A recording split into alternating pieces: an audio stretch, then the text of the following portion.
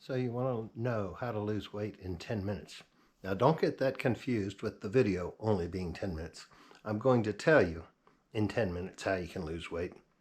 But then I've also got to go over the analytics for the 10X Summer Challenge. Getting this channel monetized versus me getting to my healthy weight. So sit back and enjoy the ride. But first, I'm Chip. This channel is CP59 Fit, Unconventional Healthy Living Strategies. So today, I have watched a video, multiple videos over the past week by Dr. Zoe Harcombe PHD, who did her whole graduate PhD thesis on what's wrong with the food guidelines. I'm not going into that today because I've already made videos on that. You can just go back to the ones with the real obese men's bellies on the title and watch that. I think I probably have talked about the food guidelines multiple times, but let's get into what she said. And I'm referencing her because she was being interviewed and she said, I speak at a lot of conferences. I speak at a lot of conferences, a lot of low-carb conferences where many people in the audience think they know about nutrition. So they're a harder audience to get through to.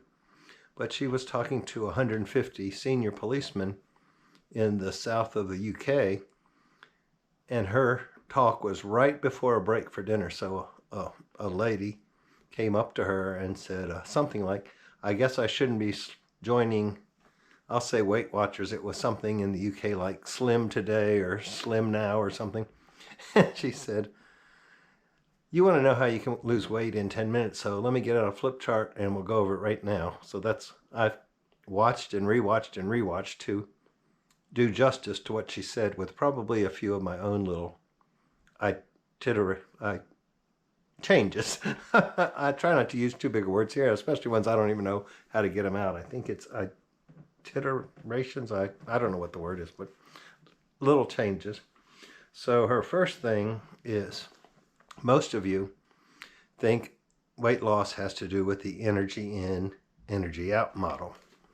I have to hold these up so I don't have to look down so much, but then the light's in the way. Which is also known as the calories in, calories out, which is abbreviated CICO, which if you say that, it's kind of psycho. CICO, same as psycho and cuckoo, cuckoo. And you almost have to be cuckoo, cuckoo to believe the psycho way of weight loss. And what's the other way to say that? Eat less and either, as they say in the UK, do more, or as we say in the States, move more. So eat less, do more, eat less, move more. It's all the same nonsense. So let me ask you a question. What happens the minute you eat less? What happens to you? What do you want to do? Most of you are going to say that you get hungry and want to eat more, and that you can't do more / move more because you have low energy. Okay, so the analysis in just that little simple bit right there is that you've realized that calorie counting really is not a good idea.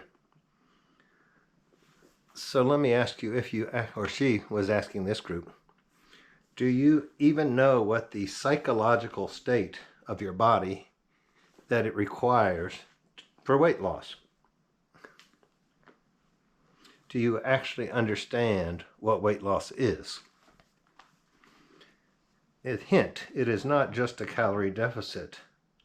Most people have never thought about it like that. You know, there's a Russian comedian, Yakov Smirnoff in Branson, who says something about America in a comical way and says, I bet you never thought about it like that. So Zoe used that, you know, and that most people have really not thought about what physiological, not psychological, physiological state does your body have to be in to release weight. We call it lose weight. It's generally actually burning off weight. So whichever term you want to use. Which then she went on to ask the question, what is body fat? Have you ever thought about that? What is this fat you're trying to get rid of? Basically, it is triglycerides, which, as we learned when I referenced her comments about sugar, tri means 3. Glyceride is a form of glycerol. So basically a triglyceride is a glycerol backbone with 3 fatty acids attached to it. In the States anyway, I think all over the world, you get triglycerides measured in your bloodstream when you get what's called a lipid panel, which is what the doctors use to say your cholesterol is too high. But that's just, they would say that almost about anything, no matter what the result was, because that's what they're taught. They got to sell them statin drugs. But anyway, a triglyceride is 3 fatty acids on a glycerol backbone. And due to the makeup, they can't get in or out of fat cells in the state that they're in. So you have these 2 other things that work with insulin to break them apart and shove them in the cell and then put them back together. So therefore, it can't get out if the insulin is the key. You know, we could almost talk about similarities to vehicles, automobiles, trucks, whatever you drive. You need a key to get in the door. You need a key to start it. That thing ain't going anywhere without that key. Triglycerides and fat, this is my own analogy, aren't going anywhere without the key, which is insulin, which is increased in your body when you consume carbohydrates, which turn into glycogen. And glycerol is a derived form of that somehow that you get to make the triglycerides. So you generally have more triglycerides when you have more, oops, sorry, kicked the stand, when you have more carbohydrates. But that's just me talking. Okay, it basically gets broken down to get in and out of, to get in and then reassembled to keep it in the fat cell. Insulin provides the key, which I just went over. I guess I am at the wrong point. So then the question is, you want to lose weight?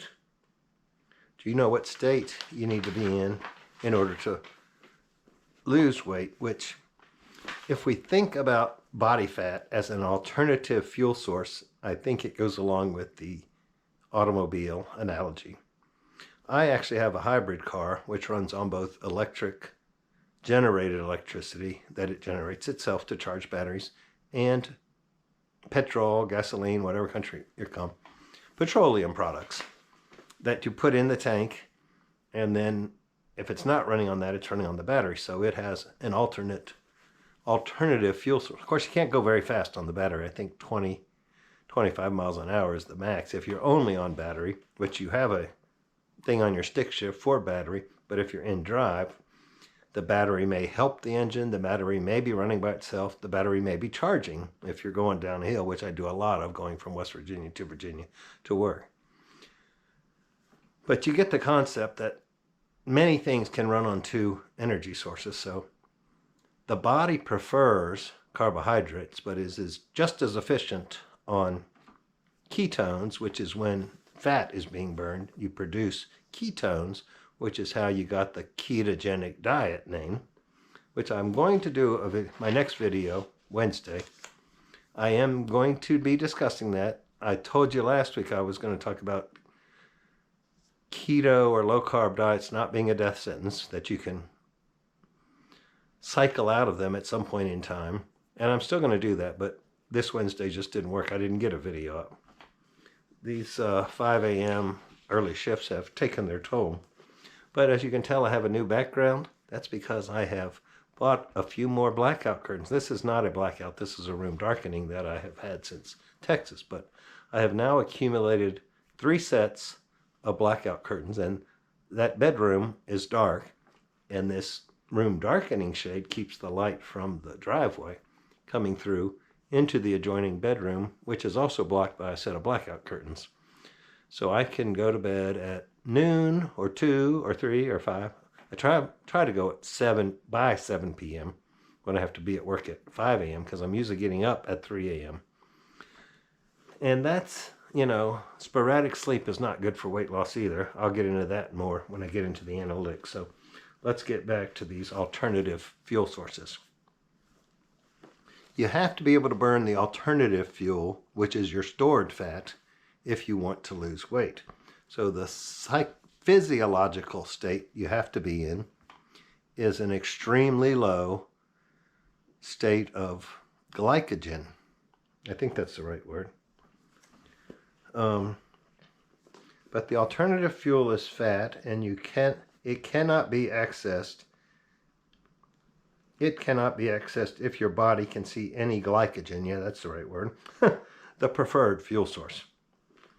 So first thing to not have that fuel present. Okay, to get to the alternate fuel, the first thing you need to do is not have glycogen present in your body. Okay, good, that's the next thing I was getting ready to say. Your glycogen capacity is about 1,400 calories per day. That's what you can store. And if you're always topping it off, some people like to fill up their gas tank when the car's half full. Some like to fill it up when it's a quarter full. Some like to fill it up when it's on fumes. Most people treat their body. They're constantly topping off their glycogen stores because they're constantly eating. And I have a comment near the end that will address that more. But the first thing you want to do is deplete that glycogen store, which means going very low carb. So you must severely cut back your carbohydrates. So what she said was to go as low as you can go, then halve it again. Cut it in half again. I don't know what that means numerically. Dr. Westman says 20 grams a day of carbohydrates. Verta Health, which is the medically supervised, at a distance, type 2 diabetes reversal program that I participated in when I was with the city of Fort Worth as a civilian with the police department. They allow 30 and had kind of moved me up to even 70 some because I'd gotten so much better. But I'm having to cut back again to get, I've gained a lot of weight since I was at that 70. Since I was allowed to have 70. That was before Mom died and all that. Okay, so the next thing, once you get that low and you burn up your glycogen stores, that will free up your body to look for alternative fuel sources. And we want the source to be body fat, not consumed fat. So she was very emphatic because the crazy internet keto says to add fat to everything. Well, I guess it is crazy internet keto, but more so carnivore. In the carnivore community, I see people adding butter to everything they eat, eating sticks of butter, putting butter in their coffee instead of cream, which is adding fat because the thought is, and it does work to some extent, the more fat you consume, the healthier you get. And by following the food pyramid, no, that's carbohydrates. You have to have 55% of your diet carbs according to the food guidelines, which is not what we're trying to switch it around. But if you go very low carbs, you generally don't up your protein that much, so automatically you become higher fat. But the point is, if you're adding fat and your glycogen stores are low, your body's going to burn the added fat first. Because what I've also learned here recently is that you cannot store consumed fat on your body. There is no mechanism to store it.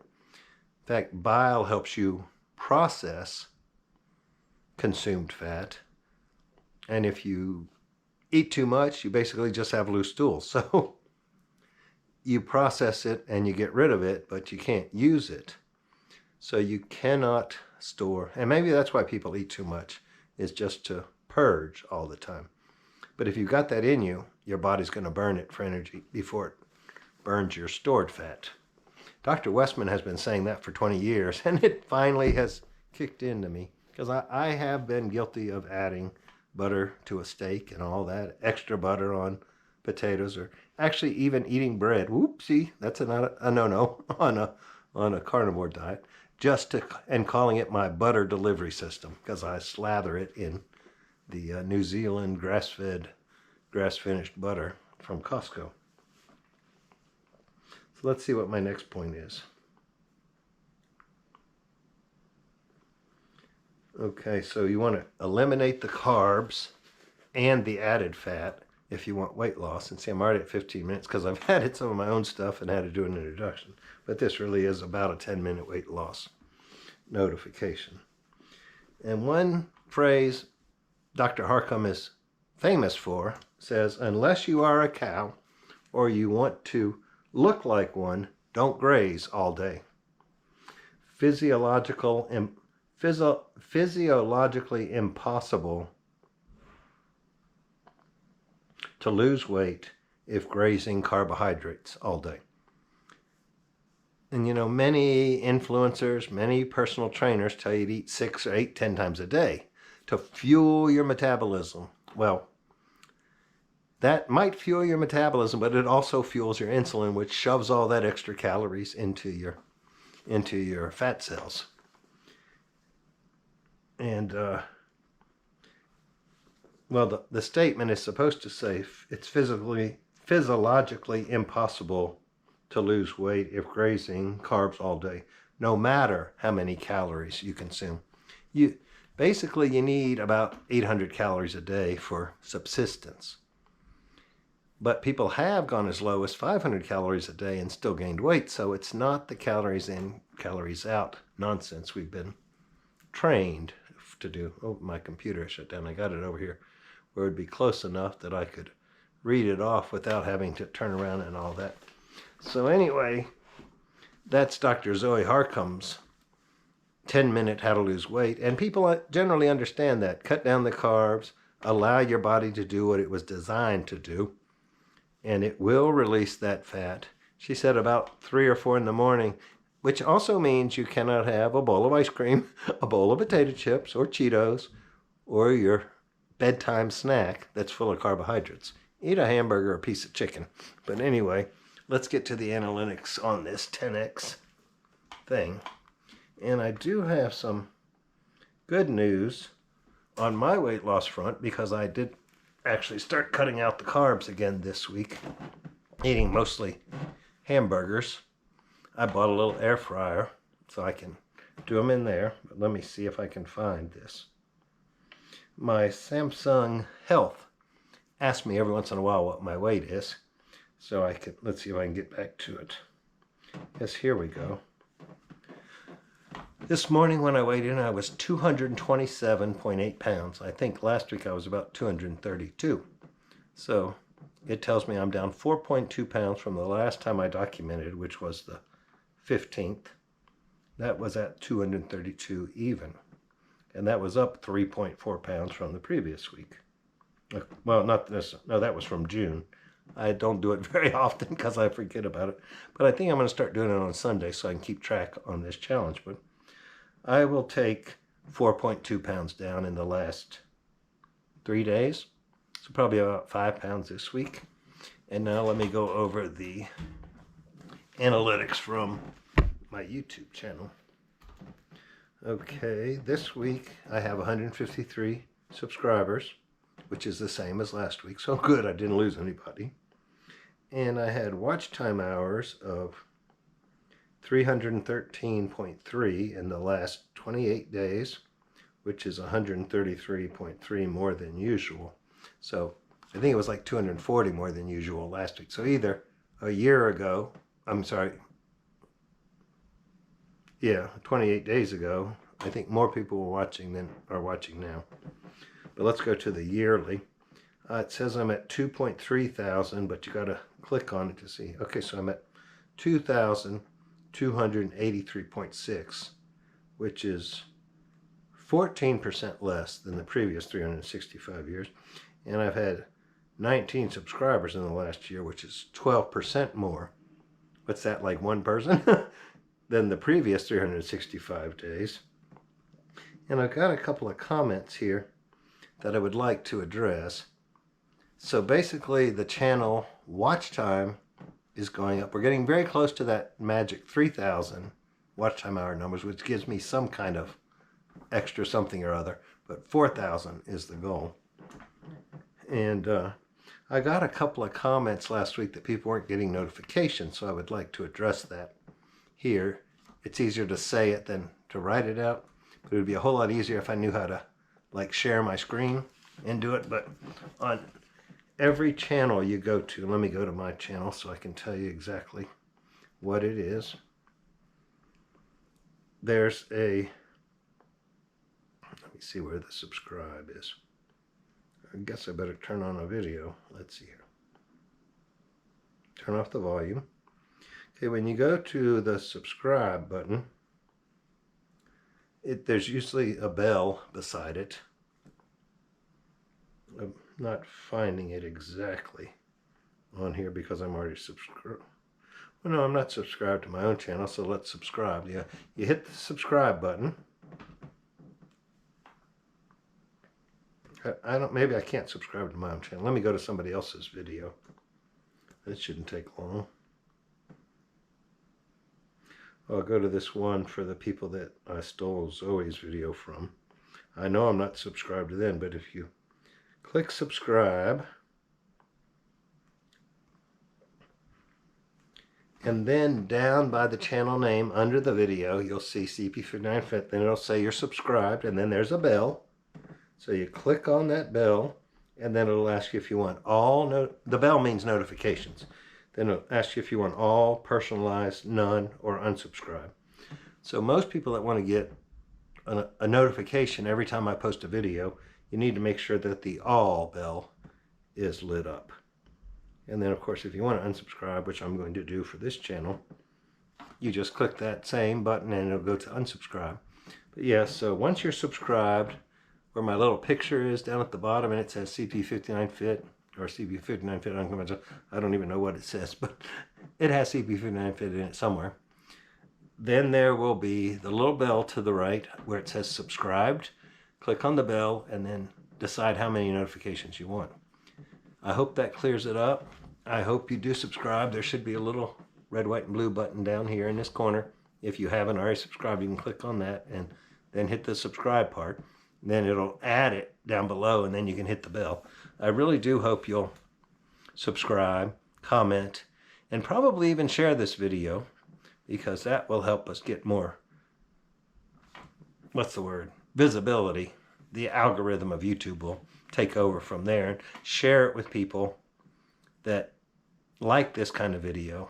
And then hopefully I'm sharing something that more and more people will need to hear, and YouTube's algorithm will share it with more and more people. But you got to share it on your social media if you have that. Facebook.